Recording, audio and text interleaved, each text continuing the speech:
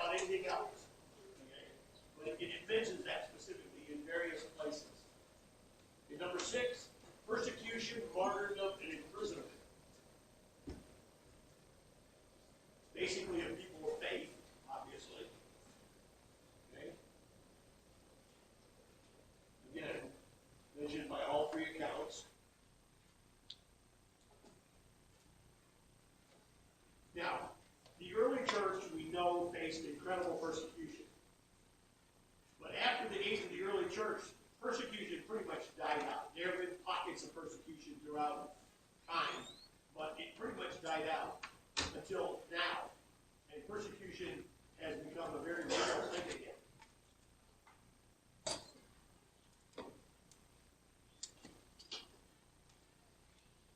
So, again, and we'll pick that up when we get there. It'll be a few weeks down the road before we get back to this one. But that's a really significant one, quite frankly. Number 7 is hatred of Christians. Again, mentioned in all 3 accounts. This one is also very significant in our culture. It is being fulfilled faster than we can shake a stick at it, quite frankly. You can, in our politically correct society, you can't say anything negative about anybody unless they're a Christian. And you can make fun of and condemn Christians all day long. Do it in the media every day. You make a Muslim joke and they'll threaten to kill you. But make Christian jokes all day long. Here's how it is. And number 8, there will be a massive turning away from the faith. This is one of those verses that is covered by a lot of other people. Paul talks about it, Peter talks about it later on. That one is only mentioned in Matthew chapter verse 10. But a turning away from the faith. Again, Peter and Paul both talk about this, and we'll get to those verses when we get there. People will be betrayed by their family and friends. Again, this one is mentioned by all 3.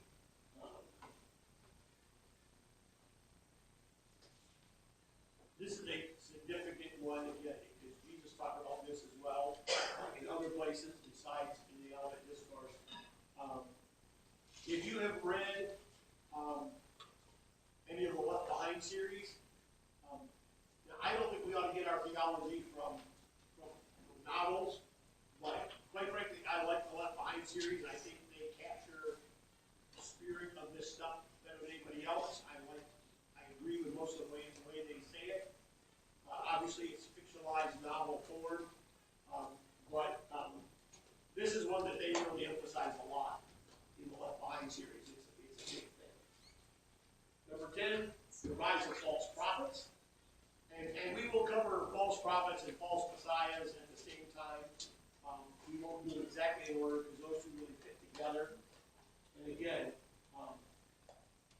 Luke does not mention false prophets. Matthew and Mark do. But false prophets and false messiahs, it's a huge thing because the false teaching that passes in the name of Christianity in our culture is incredible.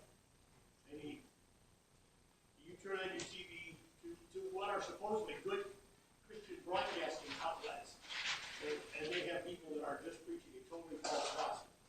Most notably Joel Osteen. And forgive me if you're a Joel Osteen fan, the man does not do anything related to Christianity. He is a false prophet if there ever was one. He's all about money. Exactly right. That's one of the signs of false prophets. Okay? And they all fit in that same category. You're absolutely right. Like you said that. But we'll talk about false prophets and false messiahs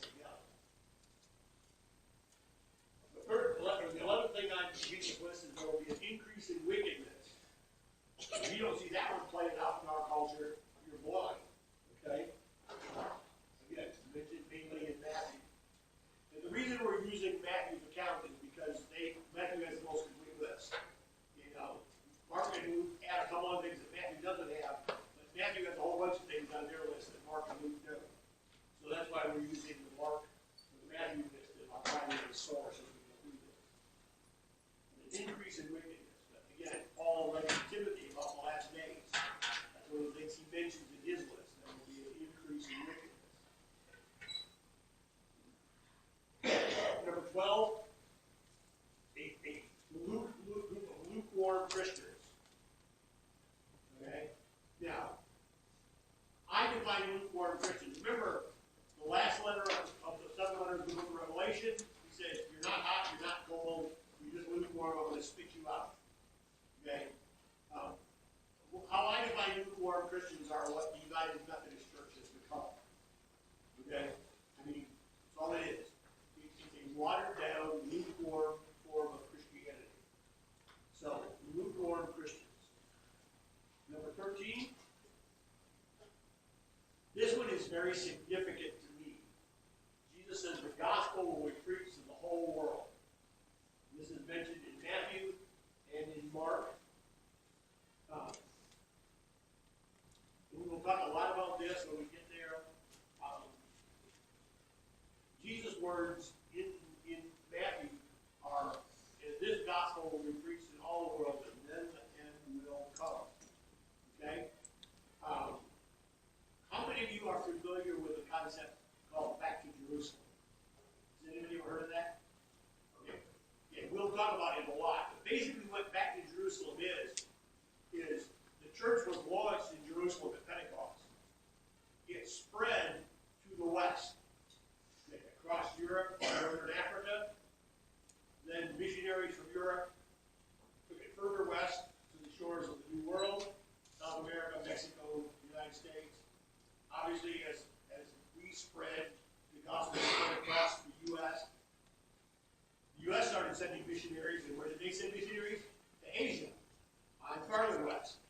So now we have the church in Asia. We know for a fact the church in China, where it's very repressed, very persecuted, is the fastest growing church in the world. More believers in China than any place else on the planet. Okay? So, you see the pattern. It keeps moving around the globe to the west. What is the most under-evangelized part of the world today? The Middle East, where Christianity started, which is basically dominated by Muslims, and Israel, which is Jewish, but it is the most unchristian area of the world, quite frankly. Well, if you think about it, that concept, that's what Back to Jerusalem is about. Started in Jerusalem, gone all the way around the planet to the west. When the gospel invades the Middle East and there's a major revival in the Middle East, that prophecy becomes a much more reality. Right? That's a really important one we'll talk about a lot. Number 14 is the abomination of desolation.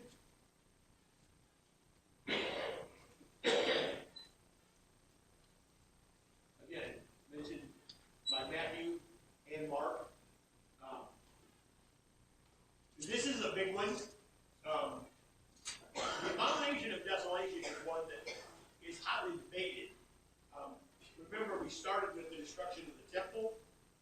One of the great questions in the world, and among the prophecy people, is the temple ever going to be rebuilt?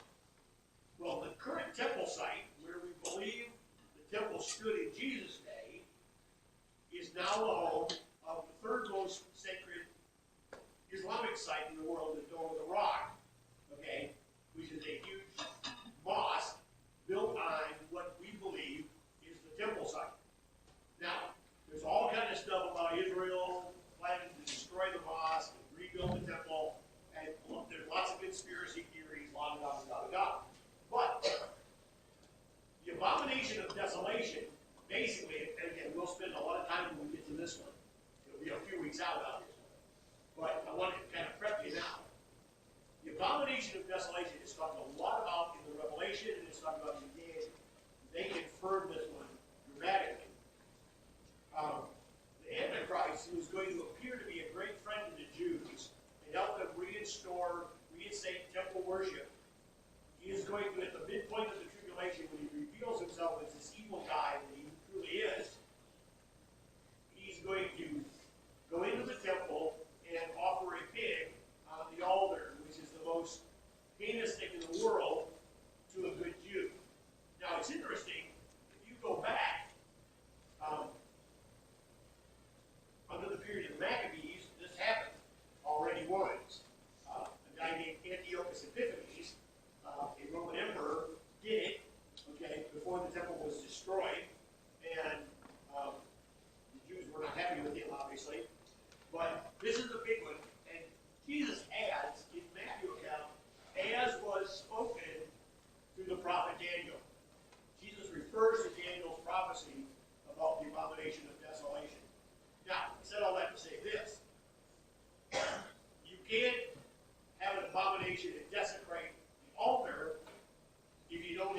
temple to put the altar in.